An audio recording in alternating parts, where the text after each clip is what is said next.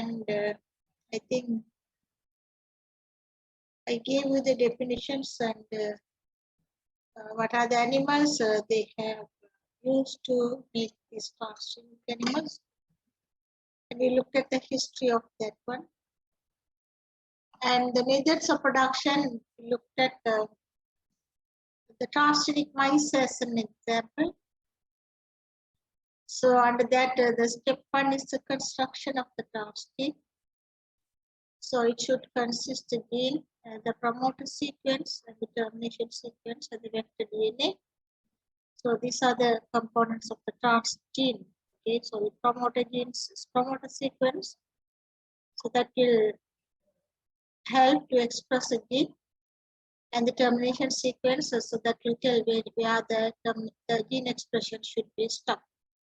And again, this gene is going to be inserted into a vector, so that in the both parts should be having the vector DNA as well. So that the construction of the transgene. And the second factor, we looked at the introduction of transgene into the animals. So that there are different methods, but I took broadly there are some of the most commonly used methods. So the microinjection methods we already looked at, and embryonic stem cell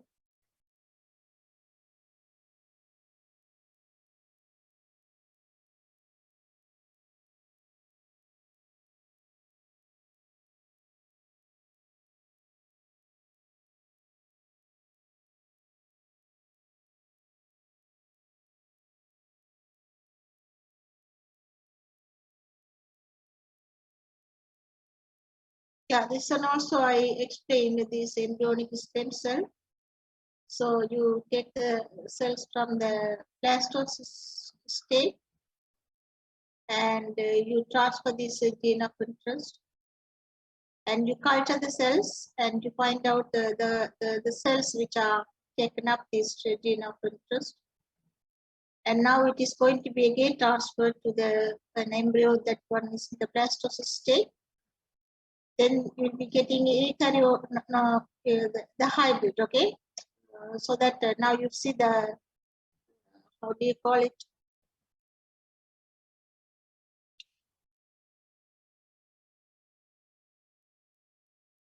Yeah, chimeras, sorry, okay? So you will be getting the chimeras.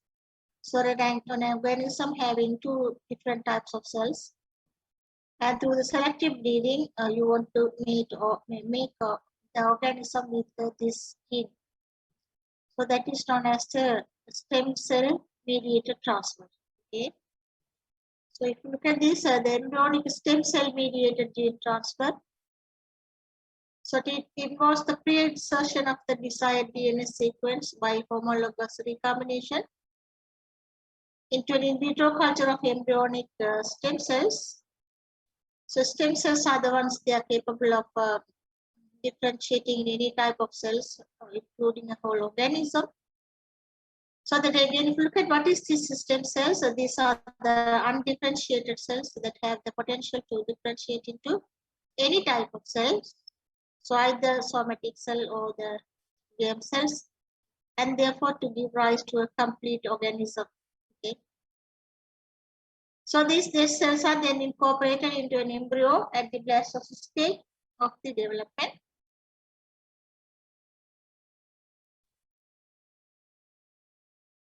So the result is a chimeric animal. So the chimera is essentially a single organism that made up of two cells from two or more individuals. Okay, so now the organism is having cells from two or more individuals, so that is known as the chimera. So that here the embryonic stem cell mediated gene transfer is the method of choice for a gene inactivation. That is called the so-called knockout method. Okay, so that this stem cell mediated gene transfer is usually used for the gene inactivation. Okay, so when you inactivate a particular gene and you find out what is the consequence of inactivation of the particular gene. Okay, so that step is known as the inactivating this gene is known as the knockout method. Okay, so here the stem cell mediated transfer is usually used in the knockout method, and where you inactivate certain gene and you see what is the consequence of the inactivation of that particular type of gene. So that if again you look at this, the embryonic stem cells, so which have the ability to differentiate into all other type of cells. So this is known as the pluripotent, so potential pluri, so they can develop into any type of cells. So then the inner cell mass of the blastocyst, it can be genetically engineered, so that now you have the inner cell mass, you are going to genetically engineer, so that you are going to introduce a cells with the gene of interest, so that is the genetically engineered cells. So the pluripotency, without altering the pluripotency, it means they can develop into any type of cells.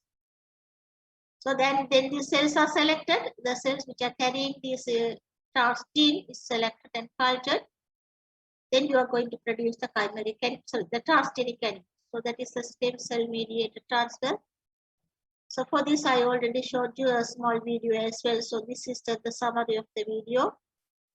So you take the cells from the blastocyst stage embryo, and into which you introduce our gene of interest. And not all the cells will take the gene of interest in. Then you select the cells which have taken in the gene of interest.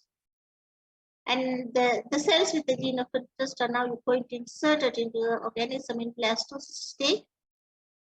So that the organism is going to have two types of cells. Already it's on blastocyst stage. And here the blastocyst stage cells are different modified cells, okay, so that you have introduced the gene of interest. Okay. So then you had to find out the selection of the transgene containing cells. Okay, so again I told you there you have chimeric organism, two types of cells from two different organisms. Now we had to find out the cells which are containing the transgenic, that is the transgene, okay.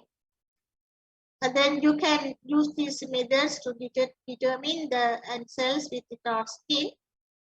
So you can use the marker gene coding for some of the thymidine kinase. Otherwise, some of the enzymes also can be used.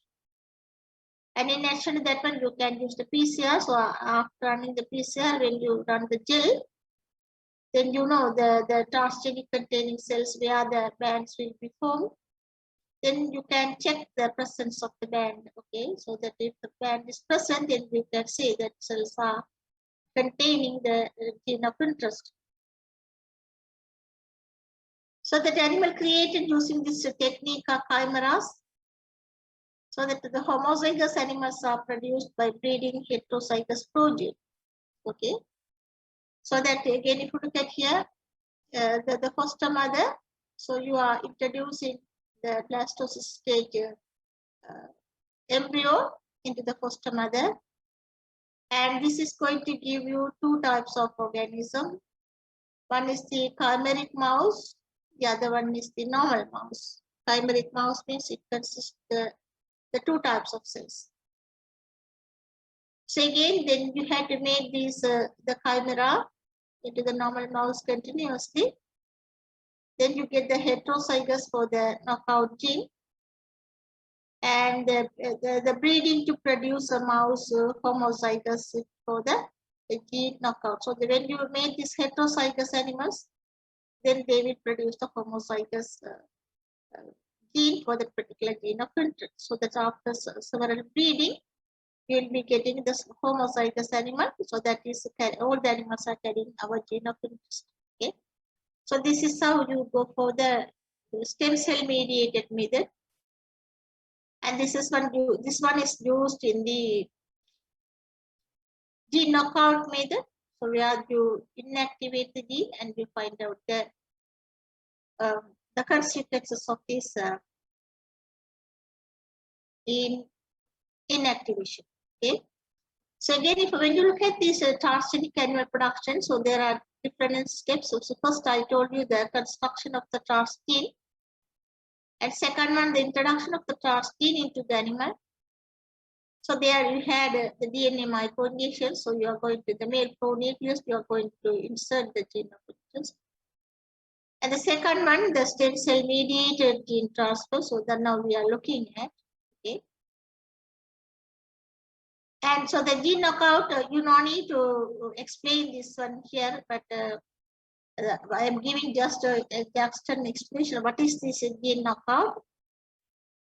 So the targeted gene distribution by incorporation of the DNA sequence into the coding region.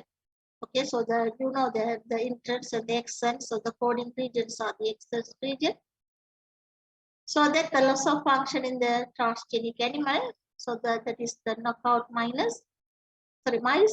So what is the aim of the creating this knockout method or using this knockout method? So to determine the development and the physiological consequences of inactivating a particular gene. So what will happen if you inactivate a particular gene? What influence will it have on an animal or the individual's development and physiological functions? And to study the molecular pathology of a human diseases also, then you can use this inactivation method. And the next method is the retrovirus mediated gene transfer. So among the viruses, only the retrovirus is used to gene transfer method. And again, here the retroviruses are used as the vectors to transfer genetic material into the cell, and taking advantage of the ability to infect the host cells in this way. And the viruses can infect the cells very easily, and they will multiply in numbers. So that now here the retroviruses are used as the vectors to transfer the genetic material into the cell. So then you are going to take the virus gene and you are going to insert our gene of interest, so that now the retrovirus serves as a vector, okay. And again, the taking advantage of the ability to infect the host cells in this way. So the offspring derived from this method are chimeric again, as in case of the stem cell mediated method. So the transmission of the transgenic is possible only if the retrovirus integrates into some of the germ cells. Okay, so the germ cells are the ones that are responsible for the production of the next generation.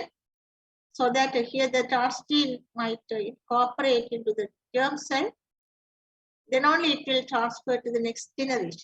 Okay. And again, if you look at this, the limitation of the retrovirus, so the transfer only small pieces of DNA. Okay, so that the fragment of the DNA you can transfer is very small.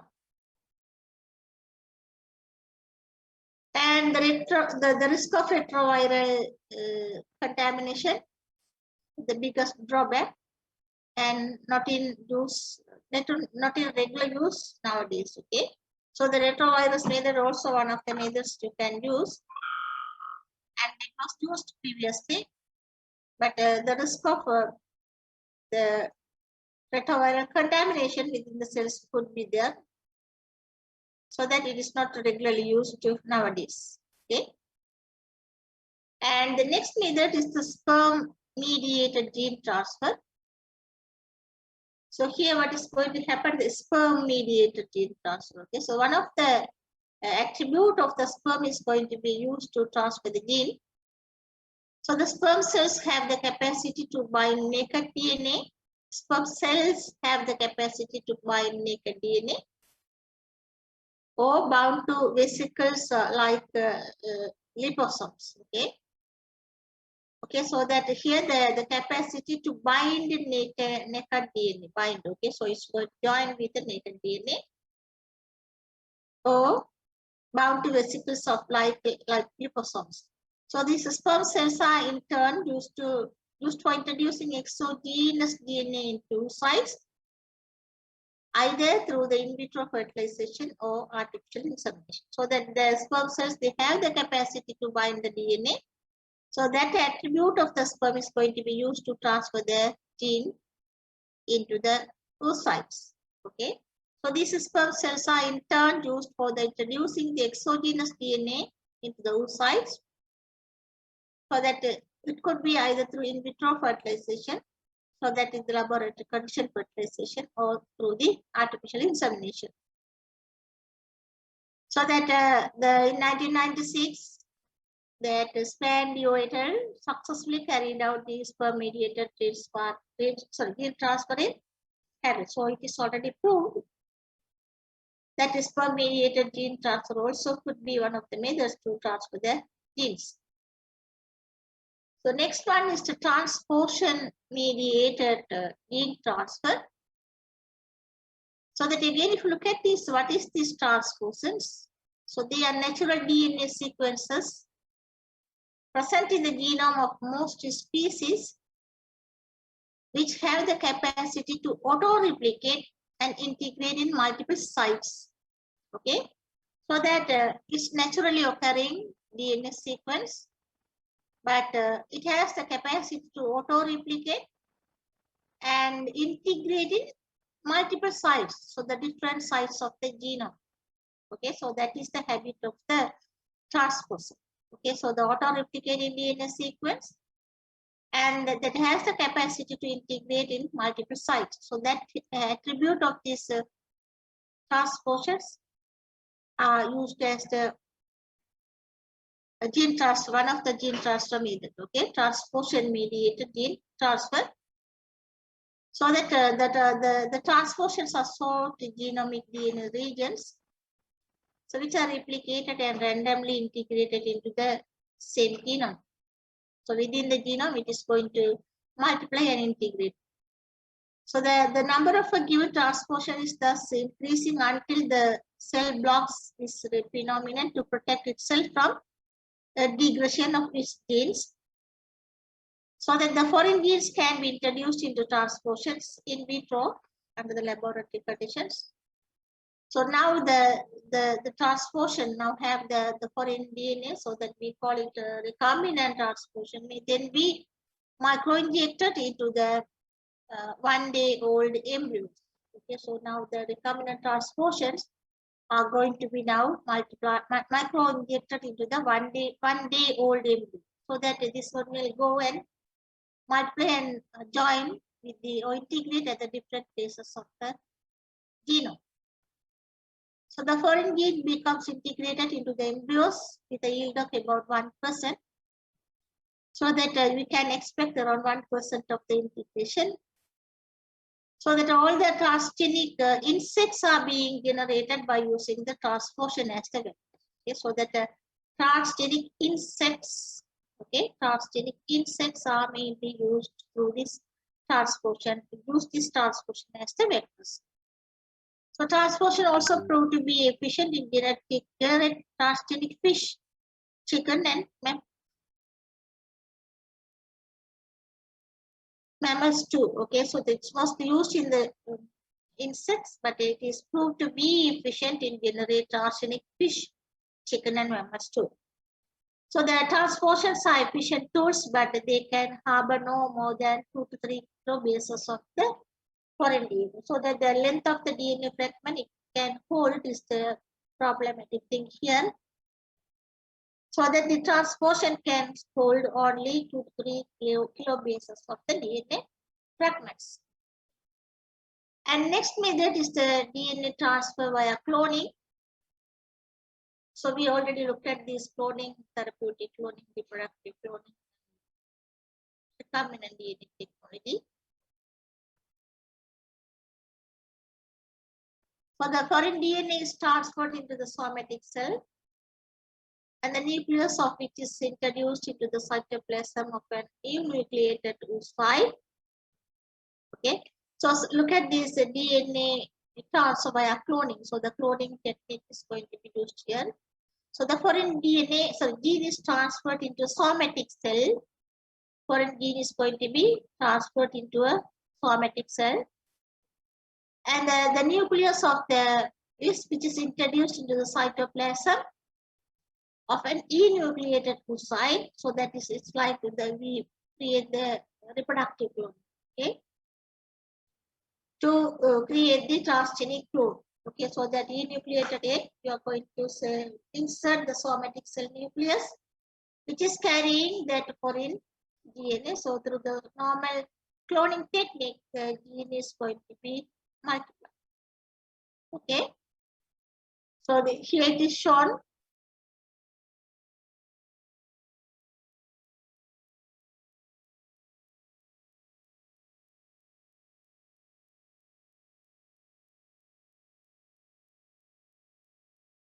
So the egg is going to be enucleated, and the nucleus of a somatic cell, which is carrying the foreign gene, is going to be inserted here. And then it is going to be in vitro embryonic culture. And these cells are going to be, or the embryos are going to be implanted into the foster mother. So the foster mother will give you the cloned sheep. Okay, so again, here the cloned sheep is a transgenic animal because the genotype or the genome has been altered. So we looked at some of the most important methods for the transgenic animal production. So that for the exam, I might list some of these methods, and I will be asking you to discuss these different methods. Okay. So that first we looked at this DNA microinjection. And the second method we looked at is the embryonic stem cell mediated transfer. And the third one we looked at is the retrovirus mediated gene transfer. And the fourth one we looked at the sperm mediated gene transfer, and the transposon mediated gene transfer, and DNA transfer via cloning. So these are some of the methods which are being used to produce the, or otherwise to transfer the transgene into the animal. Okay. So that for any of these techniques, the success rate in terms of live births of mammals containing the transgenic is extremely low. So that the major problem when we go for the transgenic animal production is the success rate is low. Okay, so for any of these techniques, the success rate in terms of live birth of animals containing the transgene is extremely low. Providing that the genetic manipulation does not lead to abortion, the result is the first generation of mammals or animals that need to be tested for the expression of the transgene. Okay, so that the transgene process does not lead to abortion. So the first generation should be tested for the presence of the transgenes. So depending on the technique used, that F generation may result in chimeras. Okay, so some of the methods you see, we got the chimeras. So when the transgene has integrated into the germ cells, so the so-called germ-line chimeras are then inbred for 10 to 20 generations. Okay, so when these transgenes are present in the germ cells, and the so-called germ-line chimeras, okay, so they are having the both cells, are then inbred for 10 to 20 generations until homozygous transgenic animals are obtained, and the transgene is present in every cell. Okay, so that you see. So this the gene should be transferred to the germ-line cells, so that the germ-line cells are going to have these chimeras. So that the germ-line cells having the chimera cells should be repeatedly mated to get the homozygous or the cells, all the cells containing the gene. So that we had to spend around 10 to 20 generations for that. So again, now we can look at just what are the limitations of the transgenesis. Okay, the transgenesis might have so many desirable attributes too. But at the same time, there are some limitations of the transgenic animals. So the transgenic technology, even though has a tremendous application in life of improvement program, still it has a lot of limitations too. So the first one, insertional mutations resulting in alteration of important biological properties. So the insertional mutations means you insert some new base pairs, okay, at a particular DNA sequence, so that the protein coding sequence is going to be changed and the different type of protein is going to be formed, so that it will alter the biological process. Okay, so already we have a routine biological process. So the insertional mutation, so insertion of particular base pair at a particular place, might lead to alteration of the important biological processes. And the second one, unregulated gene expression resulting in improper expression of the gene products. Okay, so again the gene transfer and gene tuning. So there are the programming. There are so many aspects involved with that one. So that the unregulated gene expression resulting in improper expression of the gene products. Okay. For example, now you are trying to make insulin, and so if there is some unregulated gene expression, then you might get something wrong, some other product. Okay, so that resulting in improper expression of the gene products, and possibility of side effects in transgenic animals like arthritis, dermatitis, cancer, etc. So it is postulated that when we produce the transgenic animals, it might lead to some abnormalities like arthritis, dermatitis, and the cancer too. And the integration of the exogenous DNA sequences Y chromosome resulting in transmission only to males. So we said that these transferred gene cells should be found in the germline cells. And when you have that one in the only Y chromosome, so you know the Y chromosome is responsible for the determination of sex in the mammals. Y will lead to the male offspring. So when this transgene is incorporated in only in the Y gene, so that will transfer only to the male animals, not to the female animals. Okay. So that the insertion of the exogenous DNA sequence in Y chromosome resulting in transmission only to males. So did I say females? Sorry, males. Okay. And again, if you look at the issues related to the transgenic technology, so there may be health risks associated with the transgenics. There may be health risks associated with transgenic. There may be long-term effects on the environment when transgenic animals are released into the field. So that sometimes the superbug formation sort of thing, or superweed formation sort of thing. So that there may be long-term effects on the environment when transgenic animals are released into the field.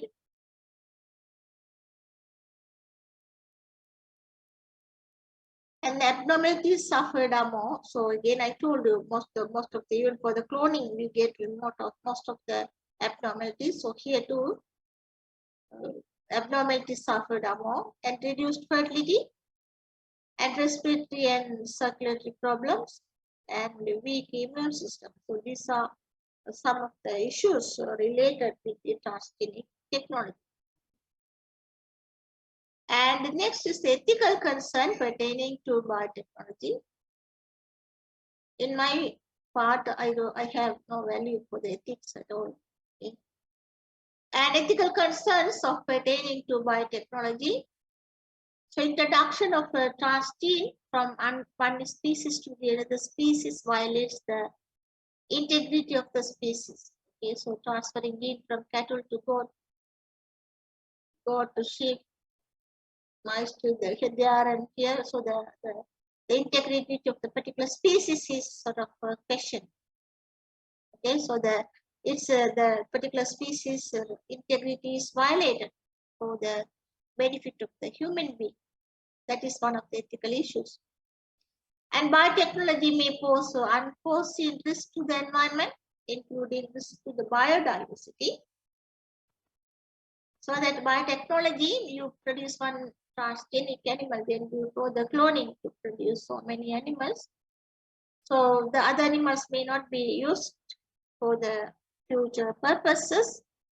So that you are narrowing down the different varieties of the species or whatever it is, so that it will question the future biodiversity.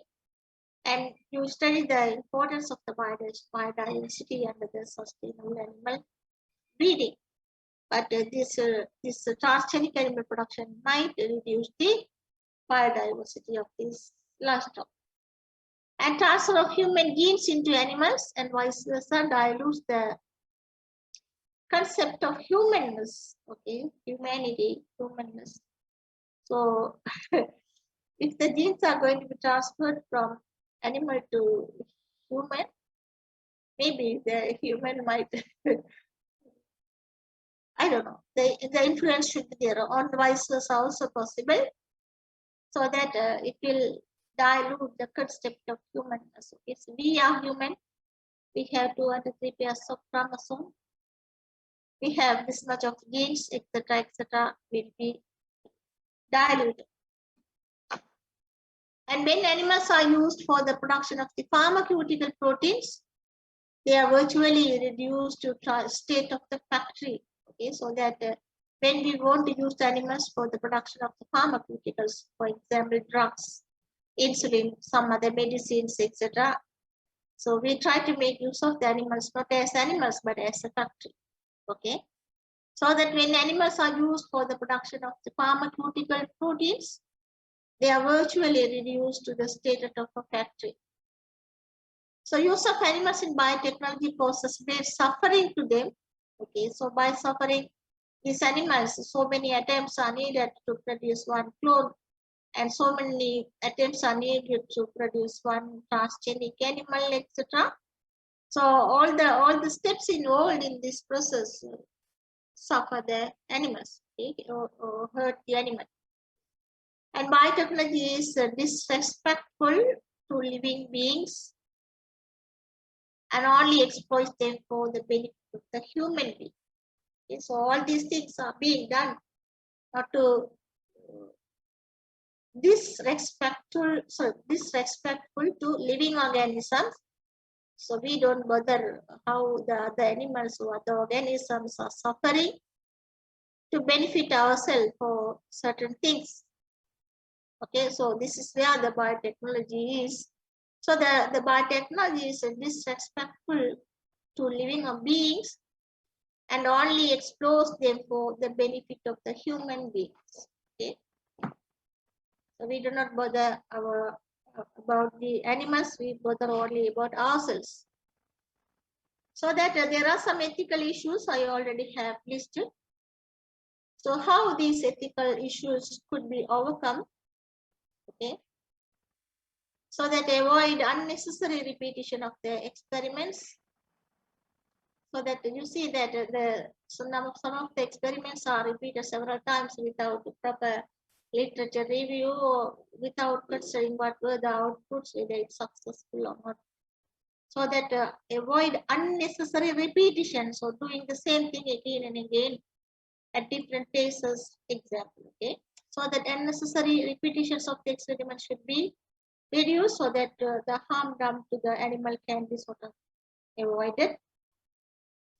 Use immunological system to replace bioassays for the detecting the bacterial toxins. So that instead of the bioassays, where you are going to use the organisms and the animals, you can use the immunochemical system.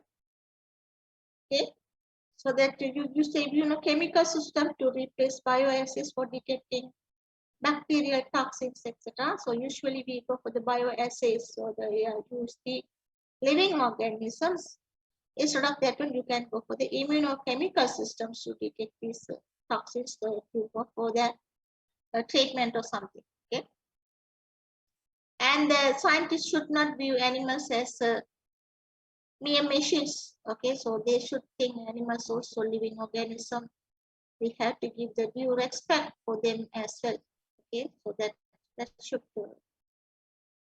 come as the inbuilt one. Okay, so those are the ways to overcome the ethical issues. So these are some of the ethical concerns of this biotechnology and the issues related to the biotechnology and the limitations of the biotechnology. Okay, so this is all about the biotechnology, but the question will not be as a single question like describe the process of the biotechnology. No, the different sections will be broken down into small sections, and the question might appear. For example, the construction of the transgene and one or two methods of this gene transfer, and the limitations and ethical issues and the overcoming ethical issues like that. The question will be fragmented and it will appear for your exam. Okay. So this is all about the transgenic animals, transgenic animal production. Okay.